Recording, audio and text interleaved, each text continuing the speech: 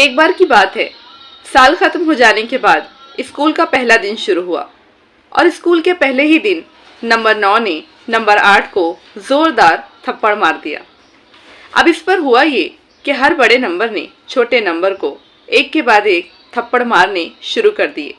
बस फिर क्या था, पूरी क्लास में थप्पड़ों की बरसात शुरू हो गई। नंबर 8 ने नंबर 7 को थप्पड़ मारा, नंबर 7 ने नंबर 6 को थप्पड़ मारा और इसी तरह से थप्पड़ मारने का सिलसिला चलता रहा। जब नंबर 2 ने नंबर 1 को थप्पड़ मारा तब 0 मतलब सिफर जाकर के कोने में छिप करके बैठ गया। अब इस पर हुआ ये कि नंबर 1 ने जब 0 को देखा कि वो सहमा हुआ, डरा हुआ कोने में दुबक करके बैठा है, तो 1 जाकर के उसके पास खड़ा हुआ। अब हुआ ये कि जो 0 था वो बन गया नंबर 10। इस पर 0 ने कहा कि जब सारी क्लास में बड़े नंबर अपने से छोटे नंबरों को थप्पड़ मार रहे थे, इसके बाद तुमने तो मुझे बड़ा बना दिया।